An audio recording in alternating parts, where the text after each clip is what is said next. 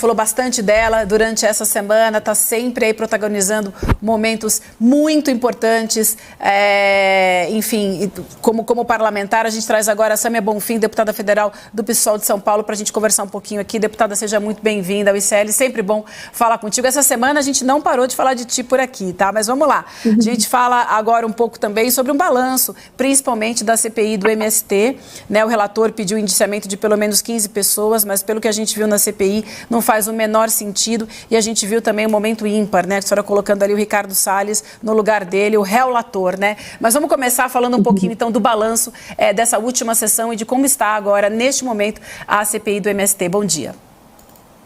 Bom dia, obrigada de novo pelo convite, adoro falar aqui com vocês.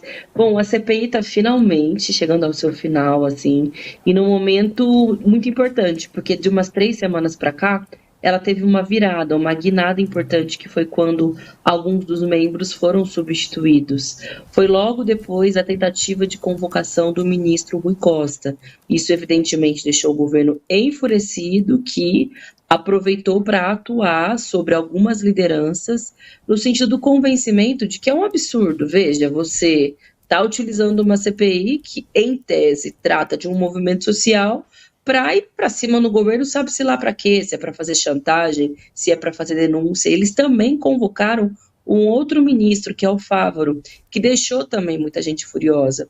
Não só o próprio governo, mas alguns representantes do próprio agronegócio. O Fávaro, ele é orgânico dos ruralistas, ele é o ministro da Agricultura, mas há muitos setores dos próprios latifundiários no Brasil que depositam nele confiança. O que eu quero dizer com isso? O Salles, ele é um representante muito genuíno dessa extrema-direita bolsonarista, mais sem noção, golpista e autoritária.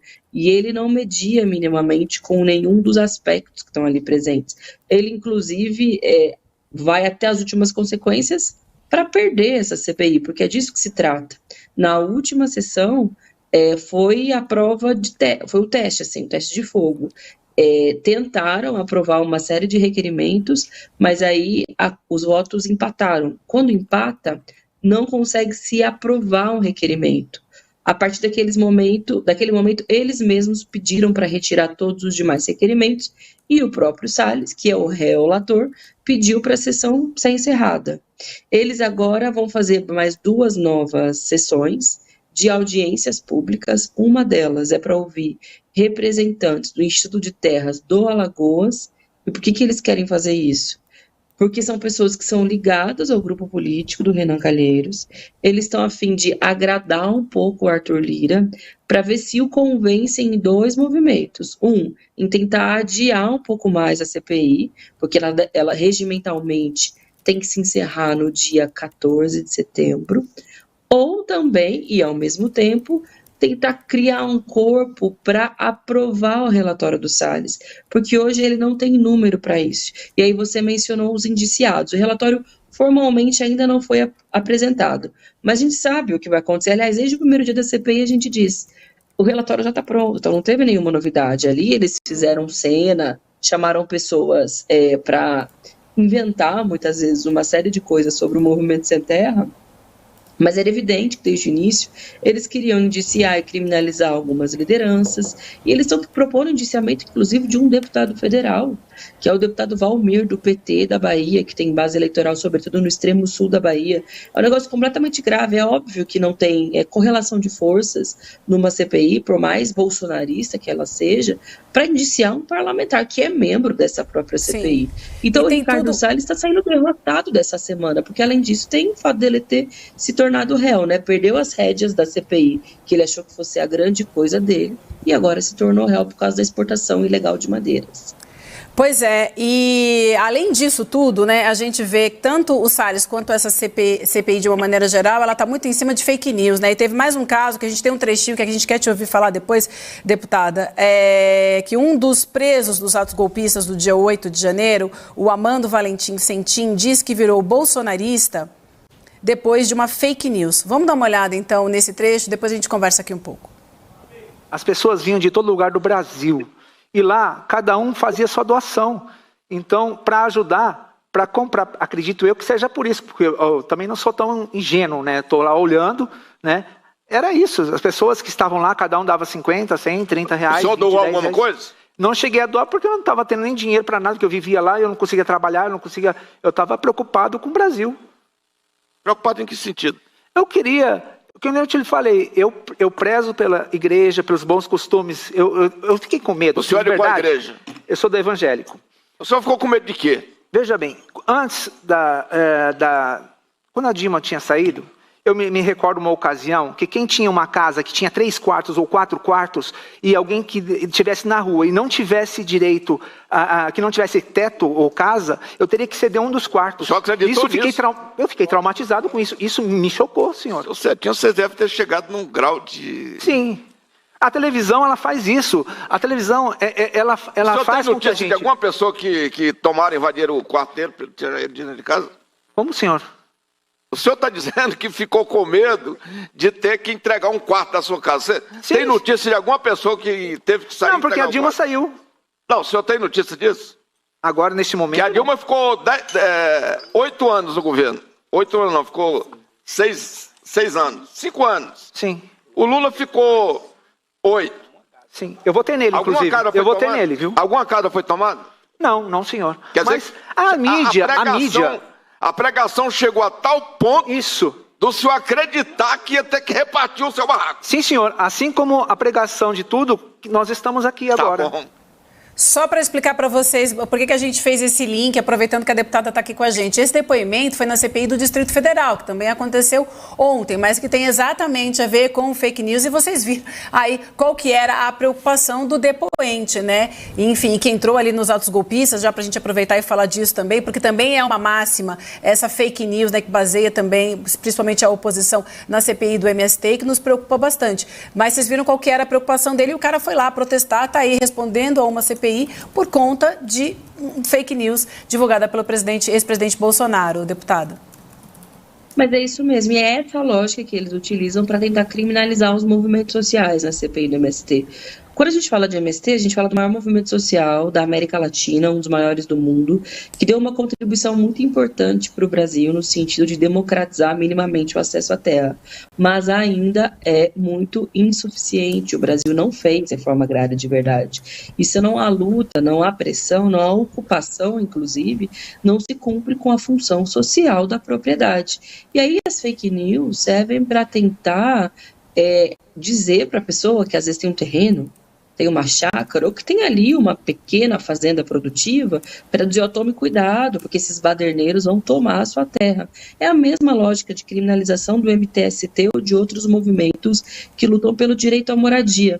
Não é sobre você, trabalhador, que conquistou, através do seu trabalho, do seu esforço, do seu suor, um pedaço de chão ou um imóvel para poder ter subsistência para sua família, para poder garantir moradia para sua família. A gente está falando de desigualdades muito profundas, de uma lógica histórica, colonial do nosso país, né, que foi fundado nessa lógica de repartir as propriedades no nome dos grandes proprietários e deixar a maioria do povo à míngua. Então é uma luta estruturante do Brasil. Mas essas fake news, infelizmente, funcionam. Quanto de gente que a gente não vê preocupada. A mesma coisa quando se fala, por exemplo, em taxação de grandes fortunas, em reforma tributária que vá para cima dos milionários. A gente está falando de 0,5% da população brasileira. A gente mal sabe, mal conhece essas pessoas, não tem uma noção da realidade de como é o padrão de vida dessas pessoas. Mas essas fake news, elas pegam, principalmente no país em que as pessoas estão em crise,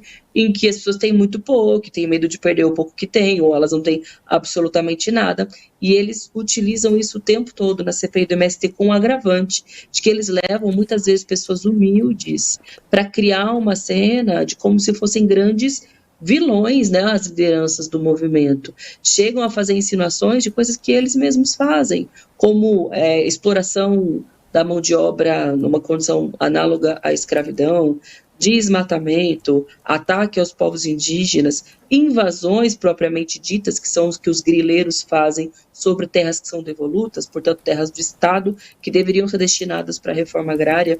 Essa lógica continua e por mais que o Bolsonaro tenha sido derrotado nas eleições, o bolsonarismo como máquina, eu achei muito legal que vocês estavam comentando no tema anterior, né, de que é uma tática pensada, o trumpismo, né, funcionando, operando, eles seguem fazendo isso para disputar a sociedade, mesmo sem estarem no poder, né.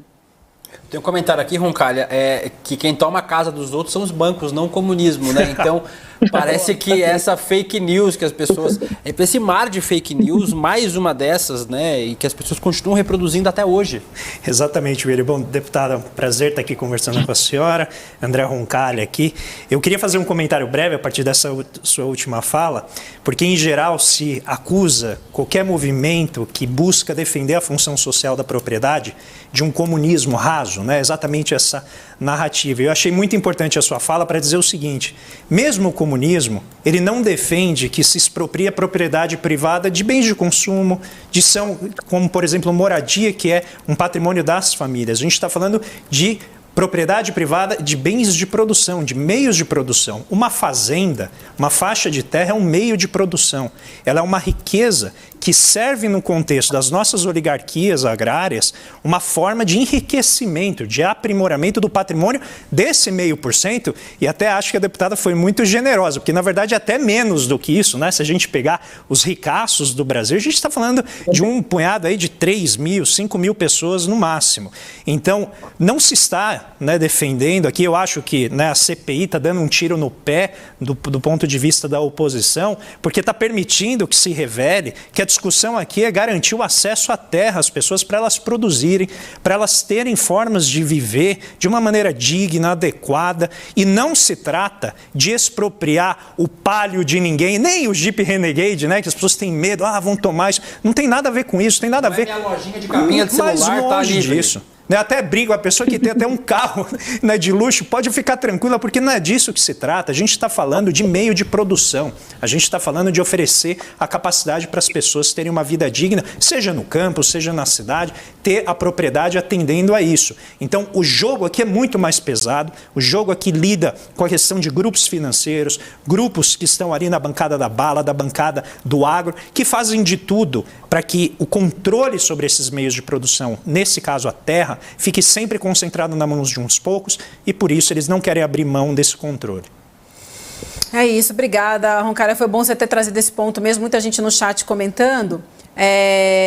Deputada, a gente precisa encerrar por aqui, mas acho que a senhora queria fazer mais um comentário, né? Então vamos abrir aqui mais um minutinho para te ouvir, por favor. Não, eu ia dizer que foi perfeito que ele disse, só um comentário, também no limite. É uma luta sobre artigos que estão inscritos na Constituição, não é uma luta tão estruturante quanto eles nos acusam, porque é previsto na Constituição brasileira o uso social da propriedade, a ideia das terras devolutas que devem ser destinadas para a reforma agrária. Então, o papel do movimento social é pressionar o Estado para que seja cumprida a Constituição brasileira. A gente não está falando nem de um processo de ruptura, um processo revolucionário, é apenas garantir direitos previstos na Constituição.